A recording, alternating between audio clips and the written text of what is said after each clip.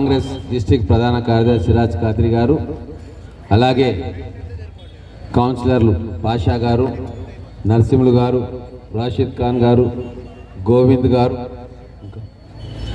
మన working president Azmat గారు, అలాగే ఇన్ఛార్జ్ మొయిన్ అలీ గారు, ఇంకా మన మిత్రులు చాలా కాంగ్రెస్ నాయకులు, ఇక్కడికి వచ్చిన అక్కా చెల్లెళ్ళు, అన్నదమ్ములు. అమ్మ అందరు స్పీచ్లు ఇస్తూ ఉన్నారు, ఎలక్షన్ కదా, వాళ్ళ పనే స్పీచ్లు ఇవ్వడం, మన పని వినడం అయింది. కానీ రెండు మంచి మాటలు మేము చెప్తాం మీకు అర్థమయ్యేటట్టుగా. మీరు మంచి తెలివైన నిర్ణయం తీసుకున్నారు. బీఆర్ఎస్ పార్టీని బొందబెట్టి కాంగ్రెస్ పార్టీ చెయ్యి గుర్తుకు మళ్ళా ఓటేసి మళ్ళా అధికారంలోకి తెచ్చుకున్నారు. దీనివల్ల మీ అందరికీ కూడా లాభం జరగబోతూ ఉంది.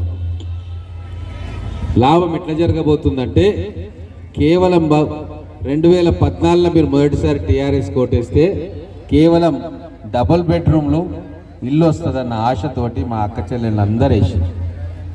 ఇది మీరు ఒప్పుకున్నా ఒప్పుకోకున్నా వాస్తవం. కేసీఆర్ అట్లా మీకు నమ్మబలికిండు, నమ్మించిండు, మీరు నమ్మిండు. ఒకసారి కాదు, 2 సార్లు కాదు, 4-5 సార్లు కారు గుర్తుకే చాలామంది ఓటేసిండు. కాబట్టి ఆయన 10 సంవత్సరాలు అధికారంలో ఉన్నాడు. అప్పుడు కాంగ్రెస్ అధికారంలో ఉండే మొదలు 10 సంవత్సరాల క్రితం అప్పుడు ప్రతి బస్తీలో కూడా ఇందిరమ్మ ఇండ్లు కట్టించింది.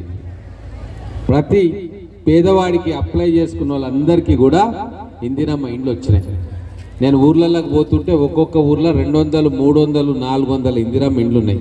బస్తీలలో కూడా చాలా మటుకు ఇందిరమ్మ ఇండ్లు అప్పుడు కట్టుకున్నారు. అది చూసే కేసీఆర్ అన్నాడు, మీకు ఆ చిన్న ఇండ్లు కాదు పెద్ద భవంతి కట్టిస్తే డబుల్ బెడ్రూమ్ అంటే నిజమేనని మనం అనుకున్నాం. కానీ ఏమైంది, 10 సంవత్సరాల తర్వాత అంత జూటా మాటలు, ఒక్క డబుల్ బెడ్రూమ్ ఎవరికి ఇవ్వలేదని అర్థమైంది. కాబట్టి కోపంతో మీరందరూ కూడా టీఆర్ఎస్ దించేసింది, మంచి పని చేసింది. ఇప్పుడు మేము మీకు మేమన్నీ వింటాం. ఇప్పుడు కాంగ్రెస్ గవర్నమెంట్ వచ్చింది, మన రేవంత్ రెడ్డి గారు ముఖ్యమంత్రి అయిన తర్వాత మార్చి నెలలో భద్రాచలంలో మన ఇందిరమ్మ ఇండ్ల స్కీమ్ను ప్రారంభం చేసిండు.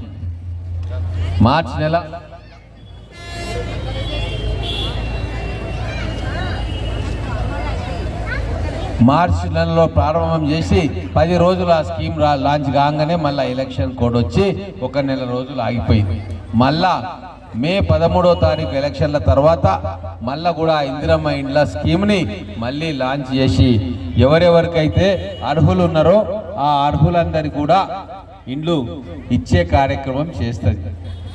దీనికి డబుల్ బెడ్రూమ్ ఇండ్లు కాదు ఇప్పుడు చేసేది, మీ అకౌంట్లో 5 లక్షల రూపాయలు మీరే ఇల్లు కట్టుకోనీకే మీ అకౌంట్లో వేస్తారు. గతంలో డబుల్ బెడ్రూమ్ ఇల్లు కట్టినప్పుడు ఏం చేసిండ్రు, కాంట్రాక్టర్ ఇంత తిన్నాడు, ఆఫీసర్లు ఇంత తిన్నారు, మన దగ్గరకు వచ్చే వరకు నాణ్యత లేని ఇళ్ళన్నీ కట్టిరు.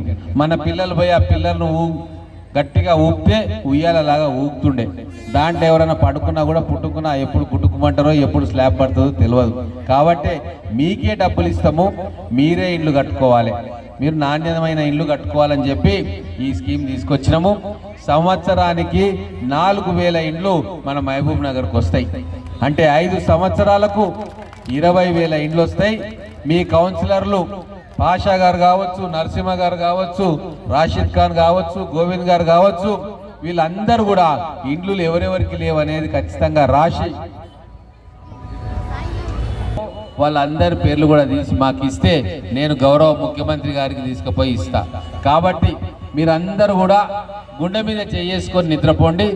గతంలో కాంగ్రెస్ పార్టీ ఇందిరమ్మ ఇంటి ఇచ్చినట్టే ఇప్పుడు కూడా కాంగ్రెస్ పార్టీని మీరందరూ అధికారంలోకి తీసుకొచ్చారు. కాబట్టి మళ్ళా మీ అందరికీ ఇండ్లు కట్టుకోవడానికి 5 లక్షల రూపాయలు ఖచ్చితంగా ఇస్తాం.